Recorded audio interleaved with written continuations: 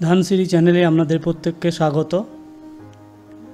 আমরা Mirik view point হয়ে পৌঁছে গেছি মিরিক লেক।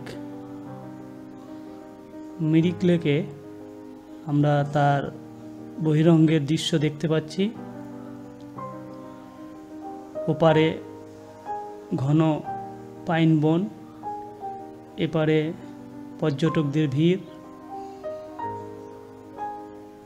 আমরা মিরিকের আশেপাশে যে জনবসতি সেটা দেখতে পাচ্ছি। এই প্যান্ডেল এটা একটি ছোট্ট মেলা বসে আছে।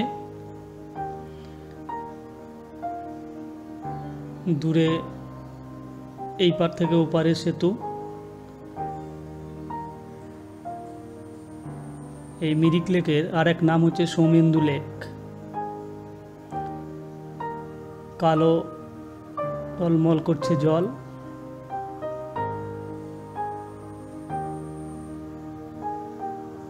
ওপারে গভীর পাইন ফরেস্ট। কিছু পর্যটক তারা বোটে চেপে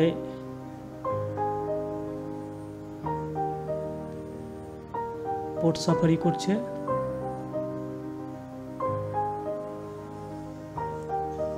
ওপারে পাইন বনে মেঘের দল নেমে এসেছে।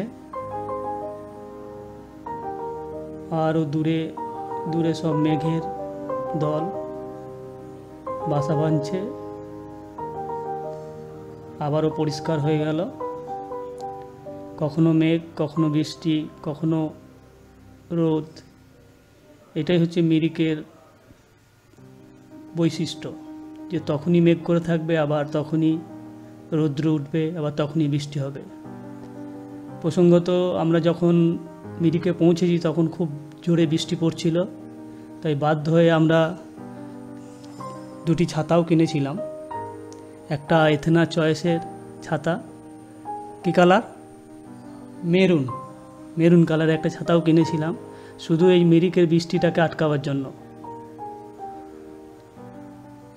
যাই হোক, এখন পরিস্থিতি খুব পরিষ্কার, বৃষ্টি থেমে গেছে।